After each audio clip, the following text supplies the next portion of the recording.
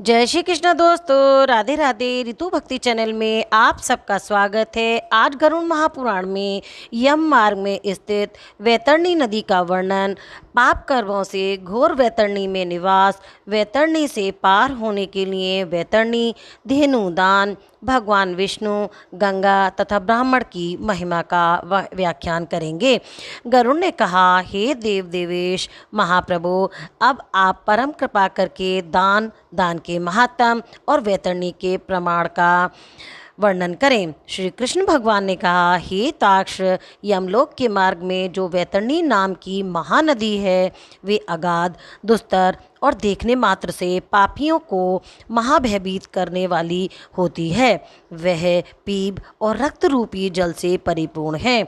मांस के कीचड़ से परिव्याप्त एवं तट पर आए हुए पापियों को देखकर उन्हें नाना प्रकार से भयाक्रांत करने वाले स्वरूप को धारण कर लेती है।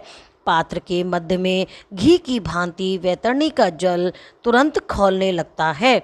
उसका जल कीटाणुओं एवं वज्र के समान सूंड वाले जीवों से व्याप्त है। घूस, घड़ियाल, वज्रदंत तथा अन्याय हिंसक एवं मांस भक्षक जलचरों से वे महानदी भरी हुई है। प्रलय के अंत में जैसे 12 सूर्य उदित होकर विनाश लीला करते हैं, वैसे ही वे वहाँ पर भी सदैव तपते रहते हैं, जिससे उस महाताप में वे पापी चिल्लाते हुए करुण विलाप करते हैं। उनके मुख से बार बार हा भ्रात हा तात यही शब्द निकलता रहता है। वे जीव उस महाभयंकर धूप में इधर उधर भागते हैं, उस दुर्गंधपूर्ण जल में डुबकी लगाते हैं और अपनी आत्मग्लानि से व्यथित होते हैं। वे महानदी चारों प्रकार के प्राणियों से भरी हुई दिखाई देती है। पृथ्वी पर जिन लोगों ने गोदान किया है, उस दान के प्रभाव से वे उसे पार कर जाते हैं। अन्यथा जिनके द्वारा ये दान नहीं हुआ है, वे उसी में डूबते रहते हैं। जो मूढ़ मेरी आचार्य, गुरु, माता पिता एवं अन्य वृद्धजनों की अवमानना करते हैं, मरने के बाद उनका वास उसी महानदी में होता है। जो मूढ़ अपनी विवाहिता, पतिव्रता, सुशीला और धर्मपरायणा पत्नी का परित्याग करते हैं, उनका सदैव के लिए उसी महागिनौनी नदी के जल में वास होता है। विश्वास में आए हुए स्वामी, मित्र, तपस्वी, स्त्री, बालक एवं वृद्ध का वध करके जो पापी उस महानदी में गिरते हैं, वे उसके बीच में जाकर करुण विलाप करते हुए अत्यंत कष्ट भोगते हैं। शांत तथा भूखे ब्राह्मण को विघ्न पहुंचाने के लिए जो उसके पास जाता है, वहाँ प्रलय पर्यंत कृमि उसका भक्षण करते हैं। जो ब्राह्मणों को प्रतिज्ञा करके प्रतिज्ञात वस्तु नहीं देता है अथवा बुलाकर जो नहीं है ऐसा कहता है, उसका वहाँ वैतरणी में वास हो जाता है। आग लगाने वाला, विष देने वाला, झूठी गवाही देने वाला, मग पीने वाला, यज्ञ का विध्वंस करने वाला, राजपत्नी के साथ गमन करने वाला, चुगलखोरी करने वाला, कथा में विघ्न करने वाला, स्वयं दी हुई वस्तु का अपहरण करने वाला, खेत और सेतु को तोड़ने वाला, दूसरे की पत्नी को प्रदर्शित करने वाला, रस विक्रेता तथा वृषलीपति ब्राह्मण, प्यासी गायों की बावली को तोड़ने वाला, कन्या के साथ व्याभिचार करने वाला, दान देकर पश्चाताप करने वाला, कपिला का दूध पीने वाला, शूद्र तथा मांस भोजी ब्राह्मण, ये निरंतर उस वैतरणी नदी में वास करते रहते हैं। कृपण, नास्तिक और शूद्र प्राणी उसमें निवास करते हैं। निरंतर असहनशील तथा क्रोध करने वाला, अपनी बात को ही प्रमाण मानने वाला, दूसरे की बात को खंडित करने वाला नित्य वैतरणी में निवास करता है। अहंकारी, पापी तथा अपनी झूठी प्रशंसा करने वाला, कृतघ्न, गर्भपात करने वाला वैतरणी में निवास करता है। कदाचित भाग्य योग से यदि उस नदी को पार करने की इच्छा उत्पन्न भी हो जाए, तो तारने का उपाय सुनो। मकर और कर्क की संक्रांति का पुण्यकाल, व्यतिपात योग, दिन उदय सूर्य चंद्र ग्रहण, संक्रांति, अमावस्या अथवा अन्य पुण्य काल के आने पर श्रेष्ठतम दान दिया जाता है।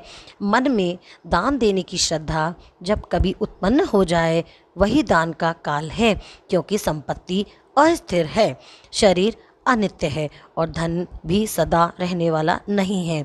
मृत्यु सदा समीप है, इसीलिए धर्म संग्रह करना चाहिए। काली अथवा लाल रंग की शुभ लक्षणों वाली वैतरणी गाय को सोने के सींग, चांदी के खुर, कांस्य पात्र की दोहनी से युक्त 2 काले रंग के वस्त्रों से आच्छादित करके सप्तधान्य संवित करके ब्राह्मणों को निवेदित करें। कपास से बने हुए द्रोणाचल के शिखर पर ताम्रपात में लोह दंड लेकर बैठी हुई स्वर्ण निर्मित यम की प्रतिमा स्थापित करें। सुदृढ़ बंधनों से बांधकर इक्षुक दंडों की एक नौका तैयार करें। उसी से सूर्य से उत्पन्न गौ को संबद्ध कर दें। इसके बाद छत्र, पादुका, अंगूठी और वस्त्र आदि से पूज्य श्रेष्ठ ब्राह्मण को संतुष्ट करके जल तथा कुश के सहित इस मंत्र का उच्चारण करते हुए वे वैतरणी गौ उसे दान में समर्पित करें। हे द्विज श्रेष्ठ, महाभयंकर वैतरणी नदी को सुनकर मैं उसको पार करने की अभिलाषा से आपको ये वैतरणी दान दे रहा हूँ। हे विप्रदेव, गौ मेरे आगे रहें, गौएं मेरे बगल में रहें, गौएं मेरे हृदय में रहें और मैं उन गायों में के बीच में रहूं। हे विष्णु रूप द्विज वरण्य भूदेव, मेरा उद्धार करो। मैं दक्षिणा सहित यह वैतरणी गौ आपको दे रहा हूँ, आप मेरा प्रणाम स्वीकार करें। इसके बाद सबके स्वामी धर्मराज की प्रतिमा और वैतरणी नाम वाली उस गौ की प्रदक्षिणा करके ब्राह्मण को दान दें। उस समय वे ब्राह्मण को आगे कर उस वैतरणी गौ की पूंछ हाथ में लेकर ये कहे, धेनुके त्वं प्रतीक्षवम यम द्वारे महाभये उत्तरणाय देवेशी वैतरणे नमोस्तुते। हे गौ, उस महानदी से मुझे पार उतारने के लिए आप महाभयकारी यमराज के द्वार पर मेरी प्रतीक्षा करें। हे वैतरणी देवश्री, आपको मेरा नमस्कार है। ऐसा कहकर उस गौ को ब्राह्मण के हाथ में देकर उनके पीछे पीछे उनके घर तक पहुँचने जाएं। हे वैतरण्य, ऐसा करने पर वह नदी दाता के लिए सरलता से पार करने के योग्य बन जाती है। जो व्यक्ति इस पृथ्वी पर गौ का दान देता है वे अपने समस्त अभिष्ट को सिद्ध कर लेता है। सुकर्म के प्रभाव से प्राणी को ऐहिक और पारलौकिक सुख की प्राप्ति होती है।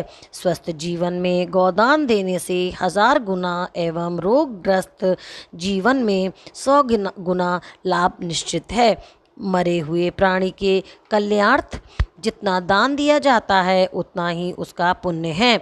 अतः मनुष्य को अपने हाथ से ही दान देना चाहिए। मृत्यु होने के बाद कौन किसके लिए दान देगा? दान धर्म में रहित कृपणतापूर्वक जीवन जीने से क्या लाभ है? इस नश्वर जीवन शरीर में स्थिर कर्म करना चाहिए। प्राण अतिथि की तरह अवश्य छोड़कर चले जाएंगे। हे पक्षीराज, इस प्रकार प्राणी वर्ग के समस्त दुख का वर्णन मैंने तुमसे कर दिया है। इसके साथ यह भी बता दिया है कि प्रेत के मोक्ष एवं लोक मंगल के लिए उसके और धर्द दैविक कर्म को करना चाहिए। सूत जी ने कहा, हे विप्रगण, परम तेजस्वी भगवान विष्णु के द्वारा दिए गए ऐसे प्रेत चरित्र से संबंधित उपदेश को सुनकर गरुड़ को अत्यंत संतुष्टि प्राप्त हुई। हे ऋषियों, जीव जंतुओं के जन्मादिका की यही सब विधान है। यही जन्म मरण प्रेतवध तथा और्धर्ध दैविक कृत्य का नियम है। मैंने सब प्रकार से उनके मोक्ष आदि कारण का वर्णन कर दिया है। जिनके हृदय में नील कमल के समान श्याम वर्ण वाले भगवान जनार्दन विराजमान हैं, उन्हीं को लाभ और विजय प्राप्त होती है। ऐसे प्राणियों की पराजय कैसे हो सकती है? धर्म की जीत होती है, अधर्म की नहीं। सत्य ही जीतता है, असत्य नहीं। क्षमा की विजय होती है, क्रोध की नहीं।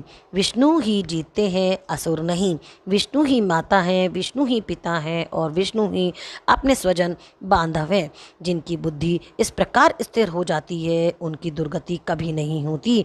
भगवान विष्णु मंगल स्वरूप हैं, गरुड़ ध्वज मंगल हैं, भगवान पुंडरीकाक्ष मंगल हैं एवं हरि मंगल ही आयतन है। हरि ही गंगा और ब्राह्मण हैं। ब्राह्मण तथा गंगा उन विष्णु के मूर्त रूप हैं। अतः गंगा, हरि एवं ब्राह्मण ही इस त्रिलोक के सार हैं।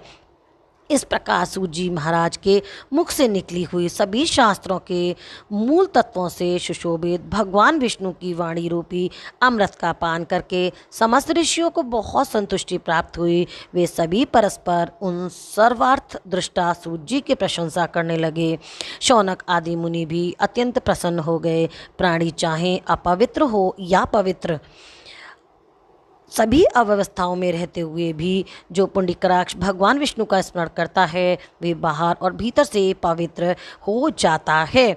व्यास जी ने कहा, इस प्रकार सूत के मुख से निकली हुई समस्त शास्त्रों के अर्थ से सुशोभित भगवान विष्णु की वाणी का अमृत पान करके ऋषिगण परम संतुष्ट हुए।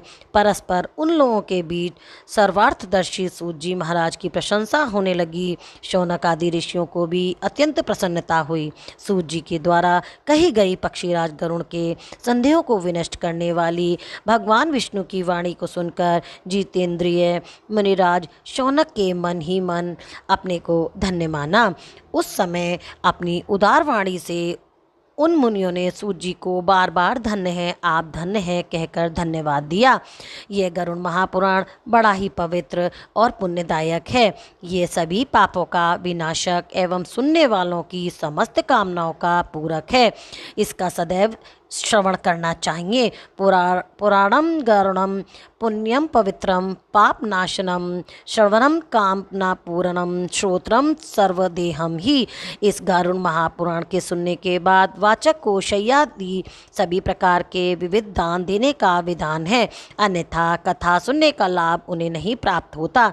श्रोता को सर्वप्रथम इस महापुराण की पूजा करनी चाहिए। उसके बाद वस्त्र अलंकार, गौ तथा दक्षिणा आदि से वाचक की ससम्मान पूजा करनी चाहिए।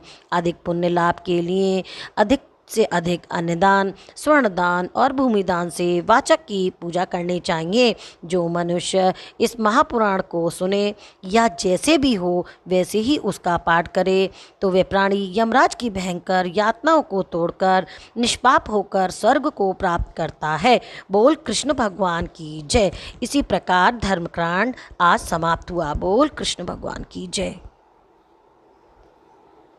वीडियो देखने के लिए आपका बहुत बहुत धन्यवाद। यहाँ दिख रहे 2 वीडियो पर दबाकर आप और भी मेरे वीडियो देख सकते हैं। जय श्री कृष्णा, राधे राधे।